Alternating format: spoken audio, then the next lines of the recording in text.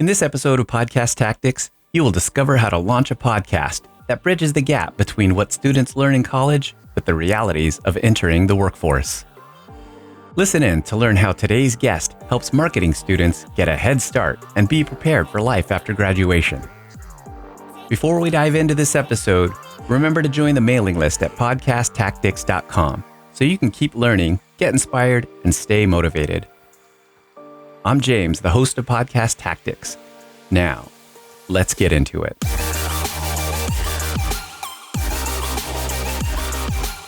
Joining me at the mic is Nishant Goyal in India. Nishant, thank you so much for joining me. Thank you for having me, James. I'm really excited for the conversation. I'm excited to speak with you. Let's start from the beginning. What's the name of your podcast and what's it all about? So my podcast is called Marketing Chakraview, and it's about helping my fellow students bridge the gap between what they're being taught at the university and what the real world needs from a marketing graduate. So there's a vast gap between what we thought and are taught about that you'll need when you'll get in a marketing job and what you actually need when you start from the ground level job or from even a basic managerial job. There's a vast gap. There's very big gap, and it's only increasing with the recent COVID lockdown. Things have changed unprecedentedly. When did you start your podcast? I started this podcast in January. Of this year, of 2021. Yeah. Okay, so as of this recording, that is just 2.5, 3 months, ago. How has it been going for you? What kind of challenges have you been running into with starting up a podcast? With starting up a podcast, there are a lot of things. Initially, with my first podcast, what I did was I would just record the episode, I would edit it and publish it. It was a relationships podcast that I started around approximately a year ago, 10 months ago. Now with this, I initially spent at least a month on logo and name itself, that there should not be clashes. It should be relevant logo. Then deciding where can I get more relevant guests, because now the guest list has been narrowed down to marketeers only. Uh-huh. So getting access to those people seeking their time. Now, why would a marketer with 10 years, 20 years, 30 years of experience share their time with me? There should be some incentive for them as well. So it was a lot to cover in one go. And now when I'm 12 episodes in, I'm also looking to, working on the social media side to grow the audience so that more people can benefit from it. So a lot of time investment is required, and it's difficult to do it all by myself, along with my full-time university education. Yeah, you're getting a crash course in podcasting, but it sounds like you had podcasted before. So you had a previous podcast and then you added on to your workload by doing a second podcast in addition to being a student. So you're taking a lot on. Talk to us a little bit about the difference between your previous podcast and this one. Did you have guests in your previous podcast? Yes, my previous podcast is called All Things Relationship Podcast. In that, I would invite anyone and everyone who had a relationship story to share, something that they experienced, positive or negative. Some people had really wonderful story to share. Mm-hmm. Some stories just like a fairy tale. Some stories of full of experience and pain. Yes, because not a lot of good learnings or experience come without pain. It's pain that forces us to change as a human. It's a motivation. That's deep. That's true. Especially with taking on 2 podcasts. Yeah, so agree. So you're still doing that other podcast too, in addition to your marketing one? Not as actively now. Okay. Because I was already 25 episodes in. So I had to give it a pause to see that the audience is not accepting the same content over and over again. Maybe they Mhm. are finding it to be repetitive. So I have taken a pause from there to analyze what the audience wants more now. What different can I provide? So I want to refocus back to your marketing podcast. You Hmm. talked a little bit about, the question was, why would somebody with marketing experience want to come onto your podcast? And how has it been to get guests? Has it been a challenge for you, or are the people that you're engaging to come on as guests, are they open to coming on and speaking with you? It has been quite a unexpected experience, frankly. This is something we were not taught in the college. We are taught that, okay, if you want something, you apply for it. Within a week, you'll receive it. Within a week, within 2 weeks, or within that stipulated time period, you'll receive it. But now I am learning that sometimes you have to follow up again and again. Sometimes you will be met with a no. Sometimes it would be a yes that you weren't even expecting. You're getting some real world experience with networking, it sounds like. True, yes, with networking and uh, because of this, even with people I did not get as a guest, I've built a network of over 100 B2B marketeers and many B2C marketeers. So it's interesting, and sometimes I do get demotivated because all right, this person has not replied. They are replying maybe after a week. 5 people in a row have declined the offer to be a guest. So, it took an entire week of my schedule. So I'm already a week behind the entire schedule. So how do I manage that? That has resulted in some sleepless nights as well. But it was a learning and I enjoyed it. How are you finding your guests to come on your show? Going via LinkedIn and some Facebook groups. That's fantastic. So you're reaching out to people on LinkedIn, some marketing professionals. That is very wise. Yeah, there's a deep resource there, I'm sure. Yeah, LinkedIn has helped me a lot. And luckily, I had guidance from a person who has over 100,000 connections on LinkedIn. So Whoa. he shared his secret with me, and then I experimented it. I worked for a organization that provides LinkedIn account management services. So I managed accounts of some B2B service providers, manufacturers, and dealt with their clients. So in the process, they had the entire playbook. Okay, this is how you would generate a lead. This is how you should connect with the client. And I also experimented there with different things at their expense, of course. So that gave a lot of learnings, and I'm using that. So tell me, how has actually, let me ask it this way. How do you prepare for your interviews when you are how do you prepare for your interviews when a guest is coming on? Do you script it? Do you write an outline? What does that look like for you? Oh, even the interview prep process takes over an hour for me now. Earlier, it used to take longer at times. Now, I usually ask the guest to schedule like 15-20 minutes before the actual interview time. So, like if we are having an interview on, let's say, 10th of April, I would ask the guest to have a conversation on 8th or 7th of April for 15-20 minutes and decide certain areas of expertise that I should focus on and a few questions that might have really interesting story exclusive to their experience. Apart from that, it's I would go research about their experience, research about the guests. I would spend almost half an hour on that, and then have a list of let's say 10 questions, and that's just a guiding line that in case during the conversation I'm left without a question, I'll look at it. Yeah, I get it. Otherwise, I would look through it so I have an idea that okay, these are the points you have to focus on. Then the Hmm. conversation flows, and I've learned to understand that okay, this is something they are interested in. So when you're interested in something, the voice is different, the energy is different, and I enjoy that positive energy. So I focus on what's giving out the positive energy. After that, it flows really well. That sounds like you're paying attention while you're interviewing. You're listening to what is exciting them and inspiring them. Yeah, and yeah, that is something I've been told a lot of times that listen, don't hear.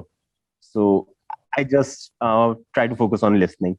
Yeah, yeah. I mean, it's kind of like what you were saying before we rolled audio here. You know, like you were open to just letting the conversation flow and letting the interview kind of bloom naturally. So that's fantastic. Yeah, Yeah. Were you all? Do you feel like you were always inquisitive and curious in that way? That kind of fits with your interview style when you're on your show. oh, I was a totally different person like 2.5 years ago. Then some incidents happened, some pain happened, and it changed me. It forced me to change, basically. Pushed me to the cliff, and I had only one option: either jump or change. I'm glad you transformed whatever it was that you had to break through. That's fantastic. So it sounds like you weren't, like the whole ability to interview people and to be curious and to practice listening versus hearing came about because of your podcast. A bit, yes. The practice of being inquisitive, asking questions, is something that came about partly during the podcasting. Because before that, it would take me a lot of time to gel with a person and be confident enough to ask any question or to even provide an opinion. I would only state facts, never provide an opinion, or be very reserved with anyone new, or even with the old people, even with the people I knew, I would at times be very reserved. So there's a barrier I broke, and I'm just glad I did. Do you feel like you're continuing to kind of grow in that way with as with each episode that you produce with your podcast? Do you feel like that's starting to expand more and more and you're getting more comfortable with your interview style and even just not even in the podcast, like, in your life in general? The biggest growth that I'm gaining from is managing time, frankly. I have taken on work that should take me like 30 hours a day, Uh-huh. and I still have to squeeze it in 16 hours a day because I need to sleep for at least 6, 7 hours. So that is something I'm learning. I'm still learning. And then there's some trusting the other person when you delegate the task. And there are a lot of learnings, and the growth avenues are there, and I'm able to keep up to it because of good guidance, I would say, from my mentors. So that is also helping. Knowing that someone has your back is a very big advantage. So the content, the topics for your podcast is marketing related. Is it digital marketing? Or is it also outside of the internet marketing? It's everything under marketing. So I'm not teaching topics that are there in any marketing book. You can learn marketing topics from a number of books. There are hundreds of books out there. There are over a dozen books I have provided by the university that were part of the syllabus. But we talk about things that are not being taught in any book, things that only experience can tell you.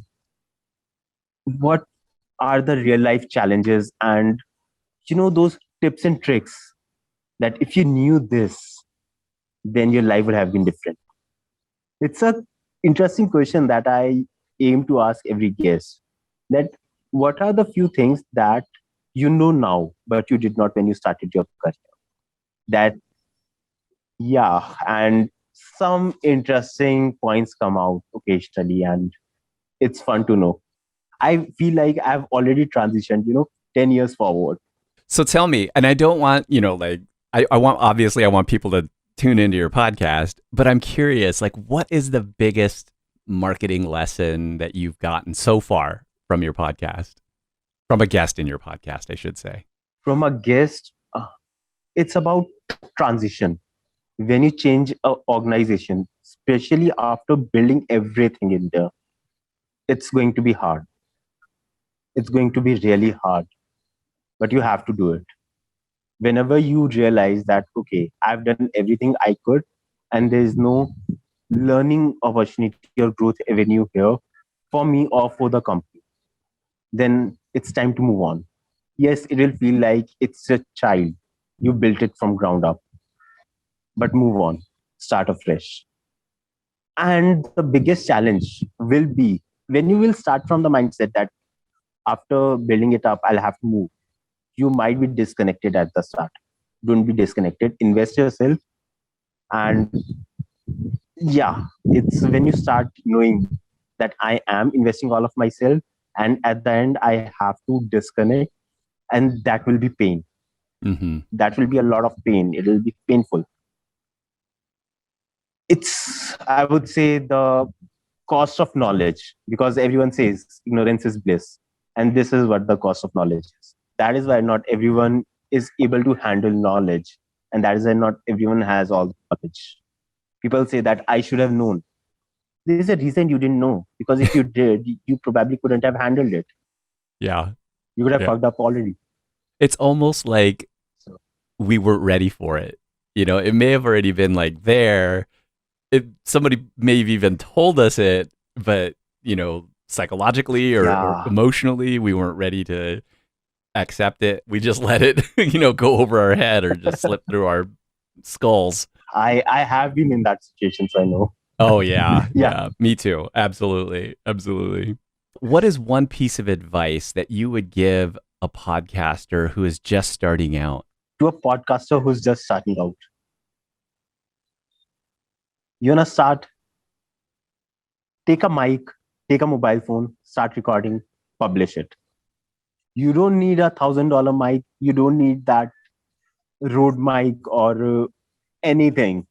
You don't need a Yeti mic. You don't need a $1,000 startup or a camera or anything. You have a mobile phone. You have an internet connection.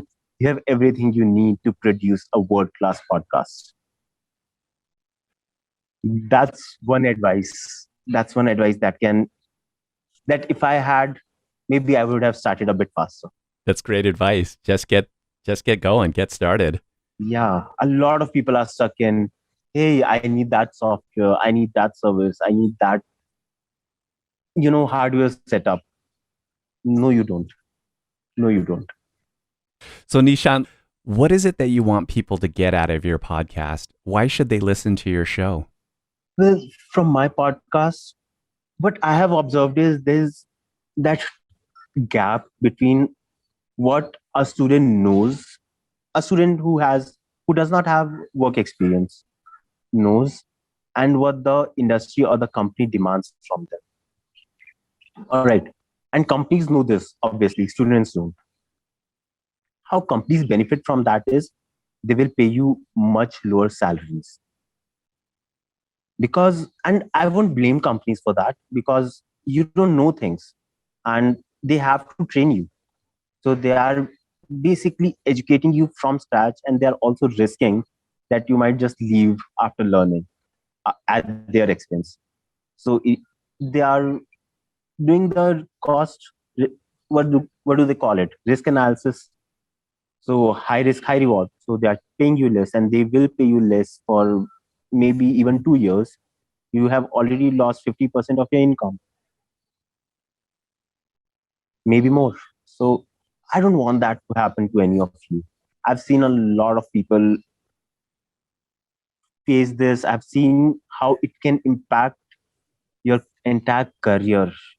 Nishant, let's get into a time machine. Let's look a year or two down the road. What are your hopes for your podcast?